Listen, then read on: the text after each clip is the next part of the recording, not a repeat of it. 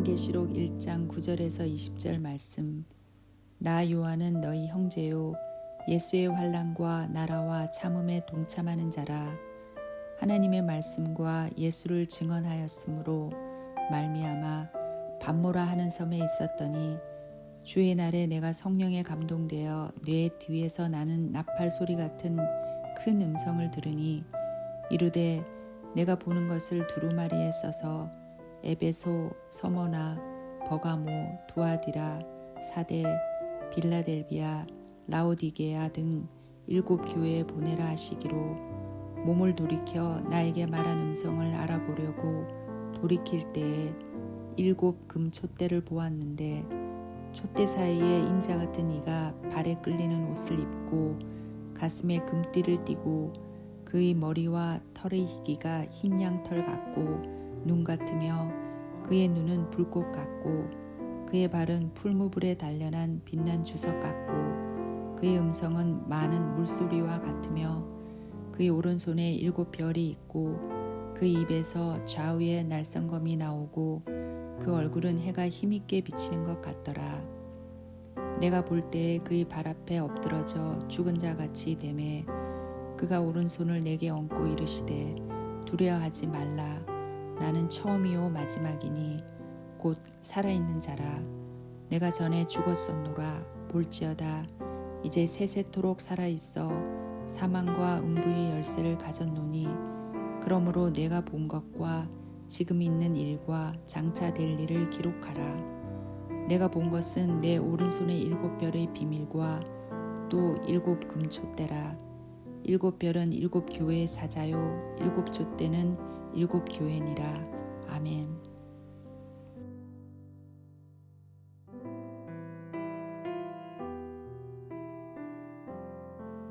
함께 기도하겠습니다. 하나님, 나의 주, 나의 그리스도, 하나님 우리의 메시아 되시는 예수를 온전히 알기 원합니다. 하나님 그 예수를 온전히 알고 믿는 것만으로 하나님 은혜와 힘과 능력이 부어지는 우리의 삶이 되게 하시고 그를 통하여 온전히 주를 따라가는 우리의 삶이 되게 하여 주옵소서. 이 모든 말씀 예수님 이름으로 기도하였습니다. 아멘. 할렐루야.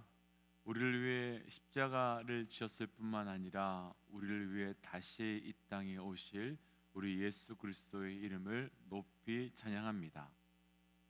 오늘 우리가 함께 나눌 말씀의 제목은 우리 주 예수 그리스도는, 우리 주 예수 그리스도는 이라고 하는 말씀의 제목입니다. 어제 말씀부터 계시록의 말씀이 시작되었습니다. 계시록의 말씀은 요한복음을 기록한 요한이 100세 가까이 된 나이에 그 아주 많은 늙은 나이에 예수 그리스도를 증거한 일로 인해서 밤모섬이라고 하는 곳에 갇혔을 때 하나님께서 보여주신 사건을 그대로 기록한 말씀의 사건들이 나타나 있습니다. 요한이 기록한 요한복음과 요한계시록은 조금은 차이가 있는데 요한복음은 예수님이 하나님의 아들이시며 또 우리가 예수 그리스도를 믿었을 때에 구원을 받게 된다, 구원의 은혜가 나타난다.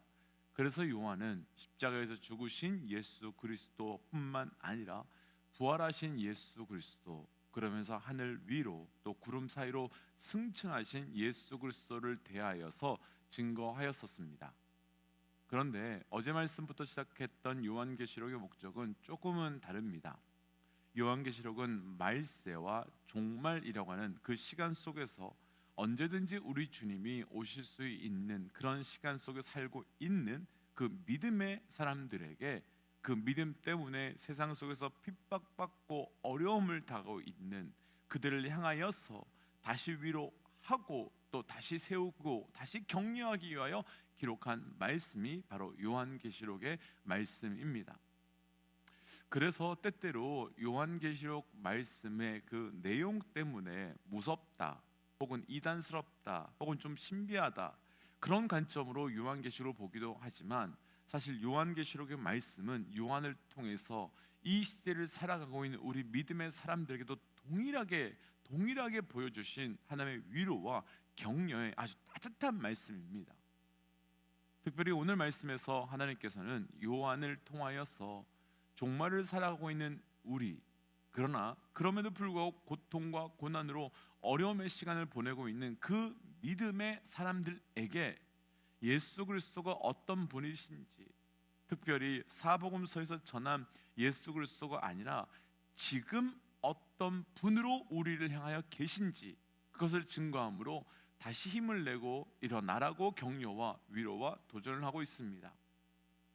이런 관점으로 본다면 계시록의 말씀은 지금 이 시대를 살아가고 있는, 그러나 동시에 그 종말의 시대를 살아가고 있지만 그러면서도 신앙을 지키기 위하여서 몸부림치며 고통과 고난 속에서 살아가고 있는 그 믿음의 사람들에게 주신 말씀일 것입니다. 오늘 말씀을 함께 묵상함으로 우리 주 예수 그리스도에 대한 그 온전한 고백함을 통해서 믿음을 지켜가며 신앙생활하는 것이 어렵지만 조금 더 힘을 내시고 조금 더 일어나서 어려우시겠지만 끝까지 그 믿음 지켜가는 영적 결단이 저를 비롯하여 우리 모든 믿음의 동역자들에게 있으시기를 주의 이름으로 축복하며 도전합니다. 우리 주 예수 그리스도는 먼저 첫 번째는요, 어제 본문의 말씀인데요, 우리 7절 말씀 함께 좀 읽어보고 말씀을 좀 묵상해 볼게요. 7절 말씀 함께 좀 읽어볼까요? 볼지어다 그가 구름을 타고 오시리라. 각 사람의 눈이 그를 보겠고 그를 찌른 자들도 볼 것이요 땅에 있는 모든 족속이 그로 말미암아 애곡하리니 그러하리라. 아멘. 요한은 가장 먼저 고통과 고난을 당하고 있어서 어려움 가운데 있는 그 믿음의 사람들에게 눈을 뜨고 볼지어다, 눈을 뜨고 보라면서 우리 주 예수 그리스도는 지금 우리를 향하여 오고 계시는 분이시다라고 선언합니다. 특별히 요한은 예수님께서 이 땅에 사람의 몸을 입고 계신 것을 본 사람이었습니다. 아니, 단순히 본 정도가 아니라 그분과 함께 했고 또 그분의 고난당하심을 보았고 또 그분의 죽으심 또한 본 사람이 바로 이 요한이었습니다. 그러나 그것만 본 것이 아니라 요한은 다시 사신 예수 그리스도를 보았고 다시 부활하신 예수 그리스도께서 우리와 함께 계시다가 구름 사이로 올라가 승천하신 것까지 본 사람이 바로 요한이었습니다. 그런데 요한은 다시 분명하게 그리고 명확하게 말합니다. 우리 주 예수 그리스도는 올라가셨던 그 구름을 뚫고 지금 다시 오고 계시는 분이시다. 그리고 그분은 지금 오고 계셨다. 곧 사도 요한은 지금 믿음으로 인하여 고통과 고난 가운데 있는 믿음의 사람들에게 우리 주 예수 그리스도는 다시 오시는 분임을 기억하고 믿으라라고 도전하고 있는 것입니다. 동일하게 도전합니다. 사랑하는 믿음의 여러분, 우리 주 예수 그리스도는 다시 오시는 분이심을 기억하십시오. 다시 오시는 분임을 믿고 계십시오. 그것이 우리의 믿음에 우리의 신앙을 다시 일어나게 하는 능력과 약속이 될 것입니다.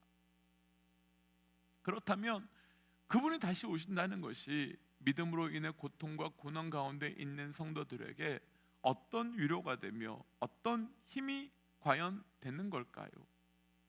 우리가 조금 전에 읽었던 7절 말씀을 보면 요한은 예수님께서 구름 가운데 오실 것이다 라고 설명합니다. 구름은 하나님의 임재의 상징이기도 하고 또 하나님의 권능과 권위를 나타내기도 하지만, 그러나 구름은 그 빛을 가리는 어둠, 그 어둠을 뜻하기도 합니다. 그래서 구름은 힘들고 아프고 고통스러운 시간을 의미하지요. 아마도 지금 계시록의 편지를 받고 있었을 당시 믿음의 사람들의 삶은 캄캄하고 그리고 아무것도 보이지 않는, 사라지지 않을 것 같은 어두운 구름에 꽉 쌓여 있을 것 같았던 삶을 살았을 것입니다.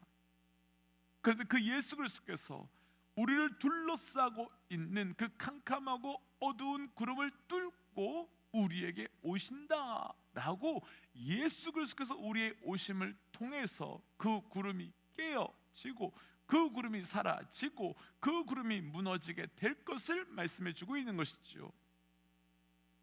그런데 예수 그리스도의 다시 오심이 우리에게 큰 위로와 우리에게 큰 힘이 되는 이유가 또 하나 있습니다. 다시 조금 전에 읽었던 7절 말씀에 보시면 다시 오시는 예수 그리스도를 우리만 보는 것이 아니었기 때문입니다. 7절을요 다시 한번 보시겠습니까? 7절 다시 한번 보시면 예수 그리스도께서 다시 오시는데 그 오시는 예수 그리스도를 우리만 보는 것이 아니라 그를 찌른 자들도 볼 것이며 땅의 모든 족속이 그를 볼 것이다 라고 말합니다. 여기서 그를 찌른 자들은 분명 1차적으로는 예수님 당시에 예수님을 십자가에 못 박고 죽인 자들을 의미할 것입니다. 하지만 단순히 그때 그 사람들만을 의지하는 것은 아닙니다. 히브리서 5장 5절부터 6절까지 말씀 한번 보시면 한 번 빛을 보고 한 번 은사를 맛보고 한 번 성령에 참여한 바 되었으나 타락한 자들을 향하여 말씀은 하나님의 아들을 다시 십자가에 못 박은 자들과 다름없다라고 말씀하십니다. 그러니까요 교회 안에 들어왔어요. 그런데 교회 안에 들어와서 교회와 성도들을 찌르며 교회와 성도를 무너뜨리는 자들은 예수님의 십자가 다시 못 박는 것과 다를 바가 없다라고 말씀하시고 그들 또한 예수님의 오심을 보게 될 것이며 그때 그들은 후회와 애통함으로 애곡하게 될 것이지만 믿음을 지킨 사람들은 감사와 은혜와 감격으로 애곡하게 될 것이라고 말씀하고 계신 것이죠. 그렇다면 우리가 해야 될 것이 있습니다. 사도 요한은 7절의 시작에서 볼지어다라고 외쳤습니다. 무엇 때문에 그렇겠습니까? 오시는 것은 분명한 사실인데 우리가 눈을 감고 있기 때문이며 오시는 것은 분명한 사실인데 우리의 눈을 무엇인가 가리고 있기 때문이지 않겠습니까? 믿음의 동역자 여러분, 우리 힘들수록 눈을 열어달라고, 힘들수록 눈을 열어 우리를 위해 다시 오시는 그분을 바라보게 해달라고 기도해야 됩니다. 우리 어려울수록 눈을 들어서 다시 예수 그리스도를 바라보는 영적 결단을 하셔야 됩니다. 그를 통해 온전한 신앙생활, 온전한 믿음생활 하기 어려운 이때에 정말 끝까지 우리의 믿음을 지켜갈 수 있는 영적 은혜가 우리 모두에게 있으시기를 주의 이름으로 축복합니다. 두 번째, 우리 주 예수 그리스도는 11절부터 13절까지 함께 좀 읽어보겠습니다. 11절부터 13절입니다.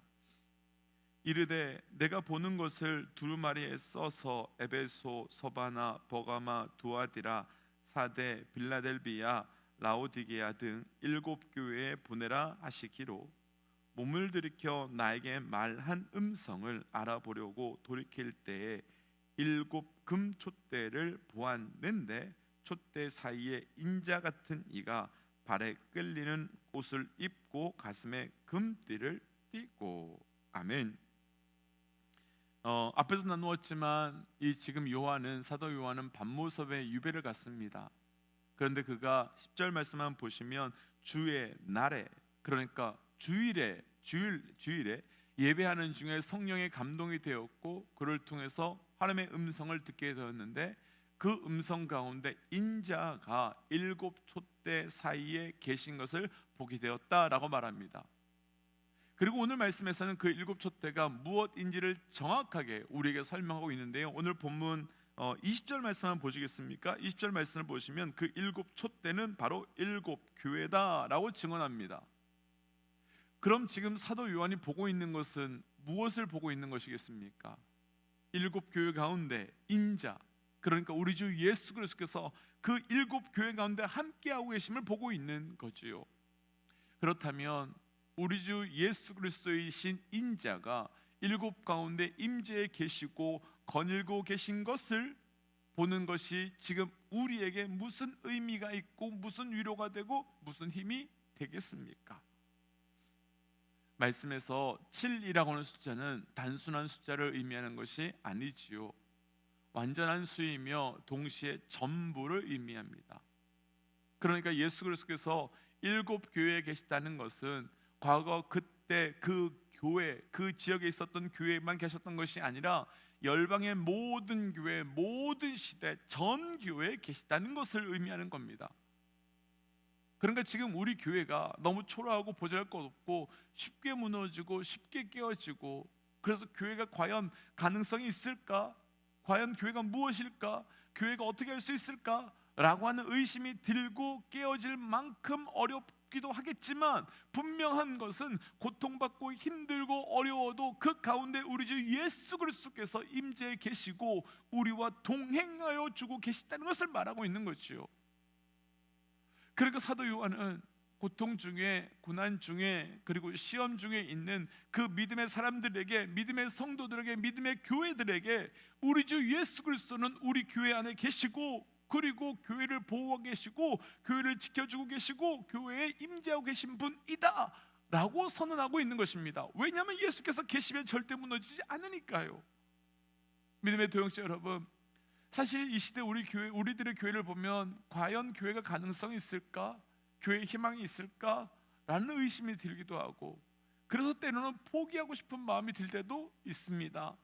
그러나 그때 분명히 기억할 것은 우리 주 예수 그리스도가 우리의 교회와 함께 하고 계시고 우리의 교회를 지켜 계시고 우리 교회 가운데 거하시며 우리 교회의 주인이며 왕 되심을 기억하시는 겁니다.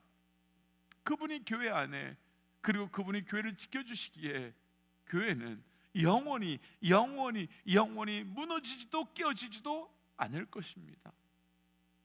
오늘 말씀을 나누고 싶은 마지막 한 가지 더, 우리 주 예수 그리스도는 9절과 10절 말씀 함께 읽어보지요. 9절과 10절입니다. 나 요한은 너희의 형제요 예수의 환난과 나라와 참음에 동참하는 자라. 하나님의 말씀과 예수를 증언하였으므로 말미암아 밤모라 하는 섬에 있더니 주의 날에 내가 성령에 감동되어 내 뒤에서 나는 나팔 소리 같은 큰 음성을 들으니. 아멘.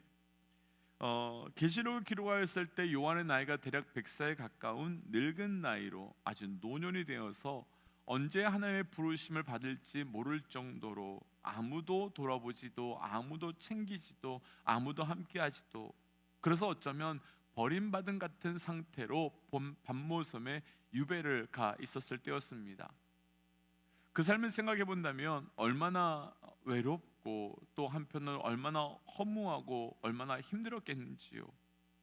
그런데 하나님께서는 밤모섬에 홀로 갇혀 있어서 외롭게 보내고 있는 그 사도 요한을 그냥 두지 않으셨고 그를 찾아가 주셔서 보여주셨고 말씀해 주셨습니다. 어쩌면 지금 요한계시록을 당시에 받아서 읽게 될 성도들은 사도 요한과 같은 상황에 놓여 있었을 것 같습니다. 그런데 요한은 우리 주 예수 그리스도는 우리를 찾아와 주셨고 우리를 위로해 주셨고 우리에게 보여주셨고 말씀해 주신 분이야 라고 분명히 선언함으로 고통과 고난 중에 있는 성도들을 위로하고 격려하며 그분이 함께 하실 거야 라고 말하고 있는 겁니다. 믿음의 동역자 여러분, 우리 신앙생활을 그럴 수 있습니다. 사도 요한이 열심히 믿은 결과가 결국 유배, 밤모섬에 가는 것 같이 우리도 열심히 믿었는데 그런 상황, 영광도 아니고 박수도 아니고 오히려 그 사도 요한이 밤모섬에 갇히듯이 그런 일들 우리 경험할 수 있습니다. 그러나 조금 힘들지만 우리와 함께 하시는, 그리고 우리 가운데 찾아와 계시는 그분을 신뢰하시는 겁니다. 그래서 그 힘으로 다시 일어나고 그 힘으로 다시 걸어가는 겁니다. 우리는 혼자 하는 것이 아니라 그분과 함께하기에 다시 나아갈 수 있는 거지요. 그래서 시간 줄 수 있는 말씀을 기억하면서 이렇게 기도하고 싶습니다. 하나님, 온전히 예수님을 믿고 온전한 신앙생활을 해나가는 거 정말 어렵고 힘들지만 오직 예수 그리스도를 의지하여 오직 그 예수 그리스도만 믿고 예수 그리스도를 통하여 내가 끝까지 신앙생활을 감당하는 믿음의 삶 되게 하여 주옵소서라고 함께 기도하겠습니다. 함께 기도할까요? 하나님, 오늘도 말씀 듣고 나갑니다. 내 믿음이 오직 예수 그리스도로 인하여 예수 그리스도를 믿고 나가는 시간 되게 하여 주옵소서. 오직 예수대로 나아가며 아버지 예수로 인해 나아가는 자 되게 하여 하나님 내 안에 그 믿음 주시고 그 소망 주셔서 온전히 주께 나가게 하여 주옵소서. 하나님, 오직 예수 그리스도 믿고 나아가는 삶 되어가기를 원합니다. 오직 예수 그리스도 따라 나가는 삶이 되어가기를 원합니다. 아버지 오직 예수 그리스도 품고 나아가긴 자되어 일어납니다. 예수로 인하여 힘을 얻고 예수로 인하여 걸어가며 예수로 인하여 승리할 수 있는 나의 믿음과 우리의 믿음 될 수 있도록 인도하여 주시옵소서. 이 모든 말씀 예수님 이름으로 기도하였습니다.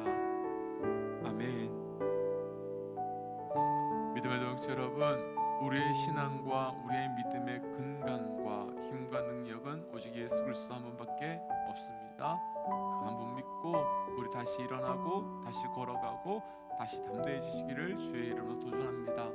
함께 선포하고 삶의 자리로 또 기도의 자리로 나아가지요. 함께 선포하겠습니다. 하나님은 살아계십니다.